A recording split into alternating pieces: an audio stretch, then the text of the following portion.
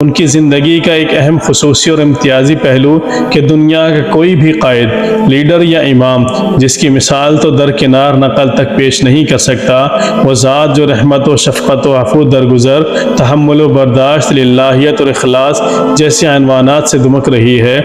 دشمنان اسلام نے عزت و شان پر، جسم پر، جان پر حملوں کی کون سی قسم تھی جسے باقی چھوڑا ہو؟ یقیناً ان کے ترکش میں کوئی ایسا تیر نہ تھا جو چلنے سے رہ گیا ہو، لیکن جواب میں ہمیشہ ہدایت کی دعائیں، محبتوں کے پھول بھرا لہجہ اور اصلاح آمیز رویہ۔ سر پر خاک ڈالی گئی، چہرہ مبارک پر بلغم تھوکا گیا، گردن میں پھندا لگایا گیا، بیٹیوں کو طلاقیں دلوائی گئی، لیکن کبھی ذات کے لیے انتقام لیا، نہ ہی کوئی جوابی کارروائی کی۔ جس سے ملتے وہی دور جاتا، جس کے قریب جاتے وہی سمٹتا، جس کو جوڑتے وہی توڑتا۔ لیکن طائف کے موقع پر جب فرشتے نے آ کر عرض کیا، یا محمد